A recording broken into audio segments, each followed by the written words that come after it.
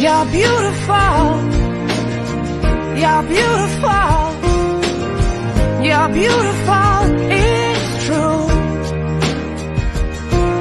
At the outset, thank you very much, ladies and gentlemen, boys and girls, for encouraging me for this book reading series. We have been done with 50 books, and after almost 3 weeks, I'm here with 51st book to be reviewed in a sense, summarize and highlight the key takeaways as per my understanding.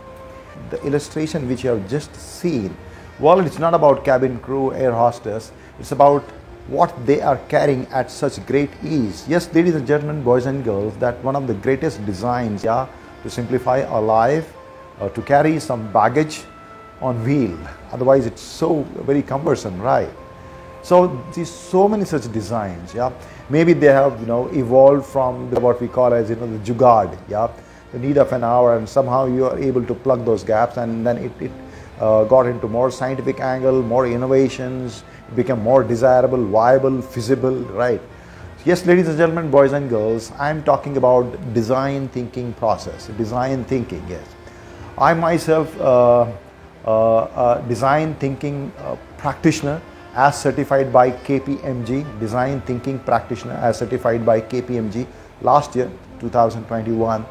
It was a fantastic course.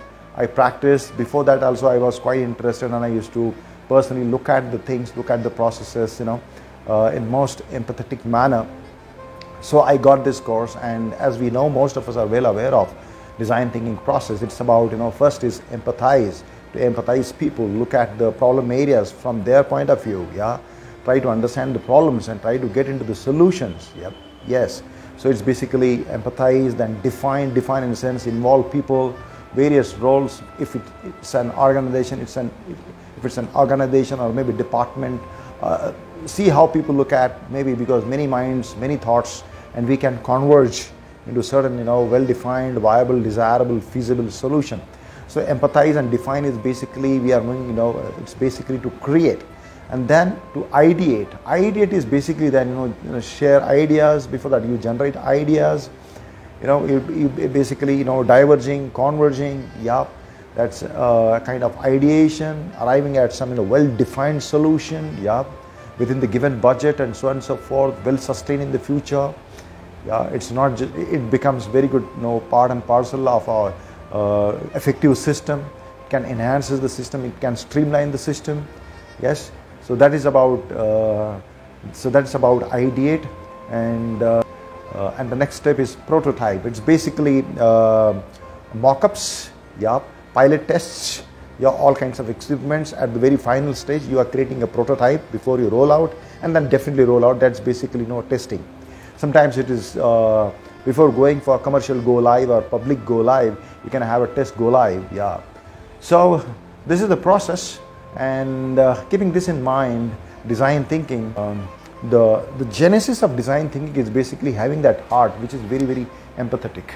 Yes. And in empathy, actually, there blooms the creativity, because you are trying to gather as many solutions possible which are viable for those targeted users or the consumers of that particular process. Yeah. So we are surrounded with fantastic designs which simplify our life, which make the process, which make any process very efficient, least possible errors, and very effective, whatever we want from that. So keeping that in mind, ladies and gentlemen, boys and girls, if I may take today in our book reading series, that's basically Change by Design by none other than very famous Tim Brown. Now basically revised and updated edition, and how design thinking transforms organizations and inspires innovation. So what is the difference between creativity and innovation? I personally look at creativity, which if it comes from empathy, creativity is the bedrock. Yeah, mine is going here and there, and when you pick up one good, feasible, viable idea, desirable idea, yeah, and you implement it, and it gives you great results. So idea plus implementation is innovation. Idea plus implementation is innovation. So which happens because of your creative mind. Creativity is to change for better. Yeah, better, or better in the sense, I always mean holistic development, holistic evolution. Yes.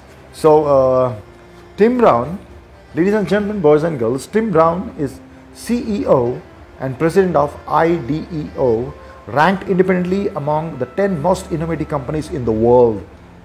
Those who are on a MOOC, I mean the online courses, I'm sure you would have bumped on IDEO. Few years ago when I was looking for design thinking course, the first thing which I came across was IDEO. They conduct design thinking courses online, very powerful courses. And okay, IDEO is the innovation and design firm that contributed to such standard-setting innovation as the first mouse for Apple. Brown team advises senior executives and board of Fortune 100 companies, ladies and gentlemen, and has led strategic client relationship with companies such as Ford, Microsoft, Steelcase, and Procter & Gamble. And I mean, there is a big list of organizations. I'm just naming few. So what this book is all about? This book, as you know, I don't get into the details of the book, otherwise the video becomes very lengthy. I just highlight one of the chapters and I'll just read out the contents of the book.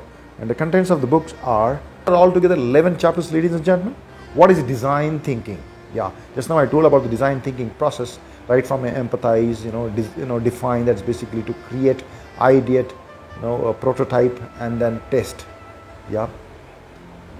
So chapter number one is getting under your skin. How design thinking is about more than style. Chapter number 2 is converting need into demand, or putting people first. Yeah. Number 3 is mental matrix. I love matrices, ladies and gentlemen. That is one of the concrete takeaways, measurable takeaways from the MBA, which I did 2 MBAs. The latter MBA, which I did executive MBA from IIM Calcutta in 2008, and that was a 14 months course. Chapter 4 is building to think as the power of prototyping. Chapter 5 is returning to the surface or the design of experience. Design 6 is spreading the message or the importance of storytelling. Yeah. Chapter 7 is design thinking meets the corporation. Yes, or teaching to fish.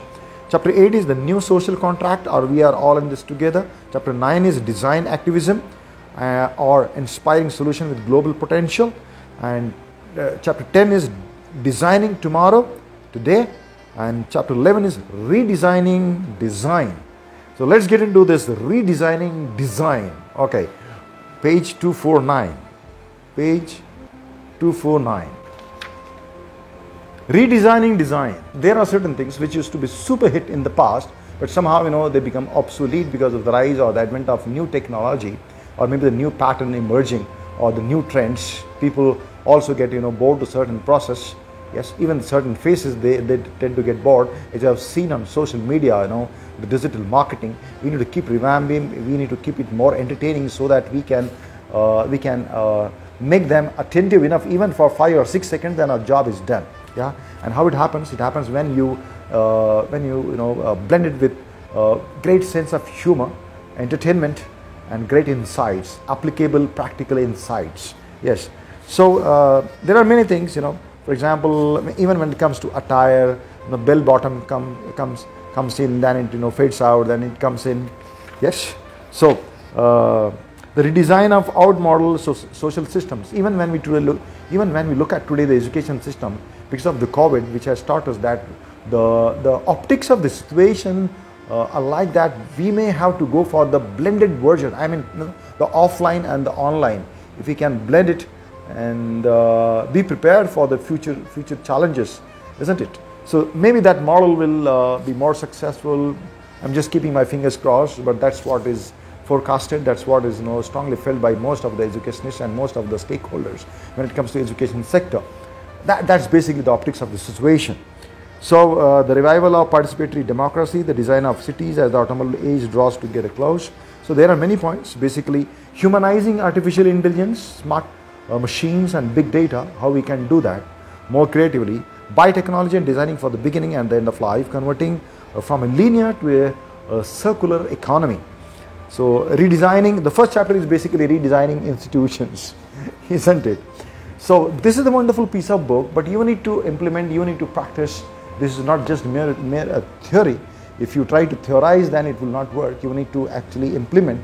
You have to practice on day-to-day life.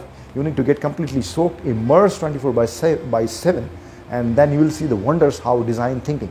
Let me tell you, design thinking is not limited only for the various kinds of designers, maybe product designer or fashion designers, or maybe game designer for that matter. Yeah, design thinking is for every manager, for even a homemaker for that matter. How one can make the process very efficient and very effective, very entertaining, very creative, very joyful. It's basically simplifying. So the moment when we understand certain framework, the idea is not to get stagnated in certain framework, but to make things very easy, economical and effective. So design thinking I personally enjoy a lot. I hope most of you are aware of design thinking. This book is very handy because it comes from Tim Brown, the CEO of very IDEO. So ladies and gentlemen, boys and girls, let's co-explore and co-evolve with design thinkings and let's make things around beautiful. Thank you very much. Bye-bye. Take care. We'll come with next book then.